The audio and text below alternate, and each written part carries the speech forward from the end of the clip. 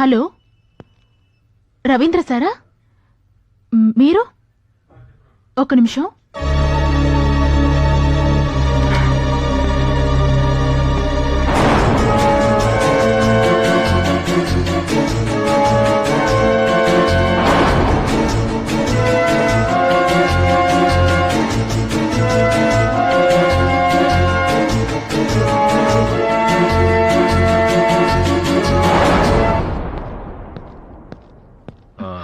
రవీంద్రకి phone ఎక్కడి నుంచి వచ్చింది?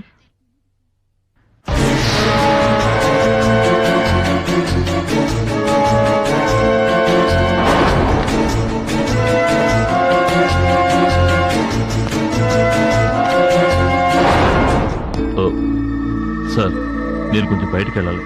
అంత అర్జెంట్ పనా? అవును సార్. సరే వెళ్ళరా. Thank you sir.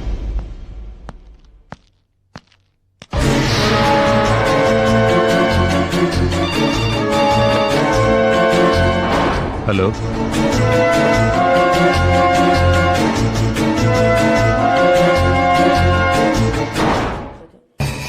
Something is wrong. రవీంద్రకి ఈ హత్యకి ఏదో ఓ సంబంధం ఉండి తీరాలి. అంత గట్టిగా ఎలా చెప్తున్నారు సార్? పాయింట్ నెంబర్ 1, పూజ డబ్బు కోసం తప్పు చేస్తుంది. రవీంద్రకి తప్పు చేసేవాళ్లంటే చంపాలన్నంత కోపం. పాయింట్ నెంబర్ 2, ఎండి కథనం ప్రకారం రవీంద్రకి పూజకి అక్రమ సంబంధం ఉంది. అది నిజం కాకపోయినా వాళ్ళిద్దరికీ ఏదో ఒక సన్నిహిత సంబంధం ఉండి తీరాలి. ఆఫీస్లోనూ బయట ఎక్కువగా ఇద్దరు కలిసే ఉండేవాళ్లు. పాయింట్ నెంబర్ 3, పూజ ఇంటి ప్రాంతంలో రవీంద్ర కారు వెళ్లినట్టుగా టైర్ మార్క్స్ వల్ల ప్రూవ్ అయింది.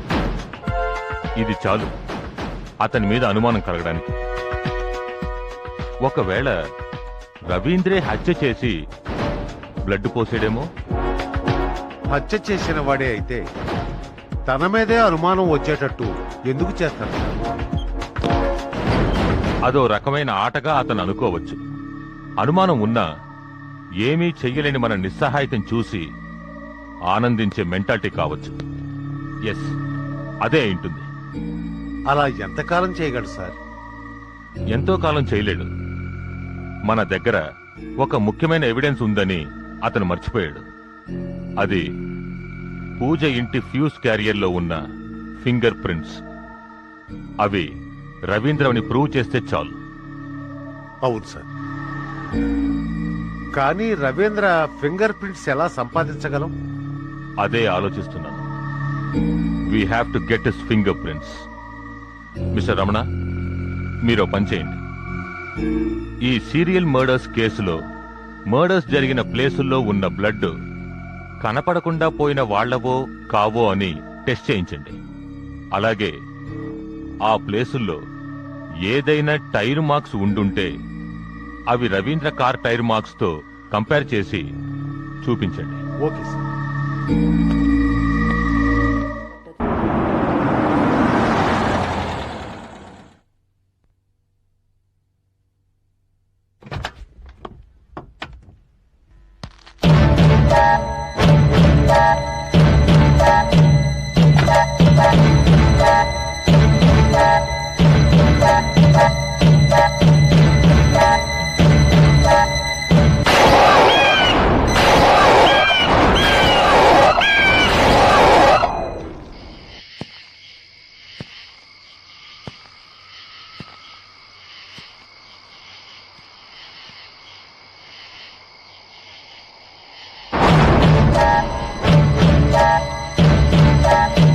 సార్, నువ్వా? అవును సార్. నన్ను ఎందుకు ఫోన్ చేసి రమ్మన్నావు?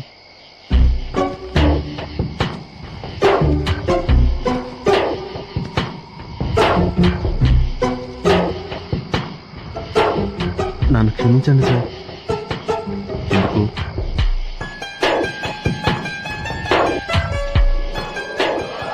ఒక పాపిని ఈ లోకంలోంచి నరకానికి పంపినందుకు.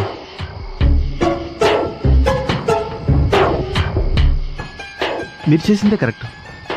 అలాంటి వాళ్ళు నరకంలోనే ఉండాలి, నరకంలోనే ఉండాలి. శ్రీను, ఏమిటి నువ్వు మాట్లాడేది?